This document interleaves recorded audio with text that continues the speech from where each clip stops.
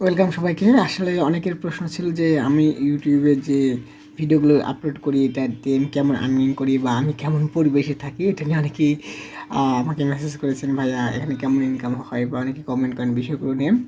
So আজকে আমি আপনাদের দেখাবো যে আমি অ্যাকচুয়ালি কেমন রুমে থাকি, আমার রুমে কী কী আছে, এবং আমার এই রুমে আসলে স্পেস কতটুকু। ঠিক আছে, সো আমি যদি একদম প্রথম থেকে দেখানোর চেষ্টা করি তাহলে একটু মনোযোগ দিয়ে দেখেন, তাহলে বুঝতে পারবেন আমার রুমের অবস্থাটা।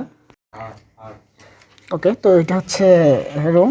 আমাদের রুমটা এরকমটাই, একটা রুমের মাঝখানে জাস্ট একটা পার্টিশন দিয়ে দুটো রুম করা হয়েছে। সো প্রথমে ঢুকতেই দুটো সাইকেল পাবেন, একটা হচ্ছে আমার, একটা হচ্ছে আমার পাশের রুমের। আর এখানে একটা মাল্টিপ্লাগ আছে, দেখেন, দেখতেই পাচ্ছেন অবস্থা। সো এখানে আমার পিসি রাখার ব্যবস্থাটা আছে, দেখেন। এখানে বিভিন্ন কোচিংগুলো এখানে পিসিতে কাজ করি। পাশে হচ্ছে আমার বেড। সো দেখতে পাচ্ছেন বেডের অবস্থাটা কেমন এলোমেলো, টি শার্ট, বই, ব্যাগ, এগুলো কোনো ঠিক নেই।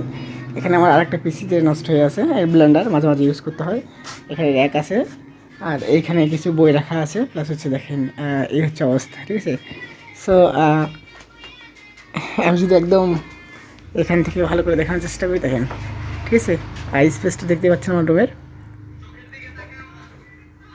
ঠিক আছে। সো এই হচ্ছে ওপরে দেখেন, এই যে হচ্ছে ভাঙাচোরা কারেন্টের লাইন। সো অনেকের ধারণা ছিল যে হয়তো এখান থেকে আমি অনেক বেশি আর্নিং করি, হয়তো এরকম কিছু একটা। অনেস্টলি বলতে এরকমটা না, যেহেতু আমি ফ্রি কোচিং করাই বা একদম সামান্য পরিমাণে ফ্রিতে কোচিং করার চেষ্টা করছি, এখানে এরকম একটা আর্নিং হয় না। আর বেডের পাশে হচ্ছে দেখেন আমার ম্যাট্রিক্সগুলো একদম এখানে চলে আসছে, সেটা ঠিক করার মতো সময় নেই। আমি খাওয়ার পরে এখানে জাস্ট গ্লাসটা রেখে দিছি।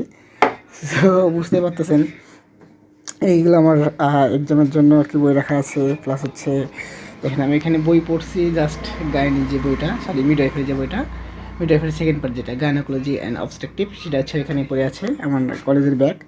সো আমার দুইটা ব্যাগ ইউজ করি, যখন একটা নষ্ট মানে নোংরা হয় আর কি, পরবর্তীর একটা আর কোথাও যাওয়া আসার জন্য এই যে আছে আমাদের বিখ্যাত বাইক। বুঝতে পারতেছেন এখানে জামা কাপড় রাখা, গোছানো নয় কোনো কিছু। সো এই হচ্ছে আমার রুমের অবস্থা। যাদের ধারণা ছিল অনেক বেশি ইনকাম হয়তো হয়, তাদের আই হোপ এখন থেকে আর কি এই ধারণা থাকবে না। বুঝতে পারতেছেন অবস্থাটা কেমন।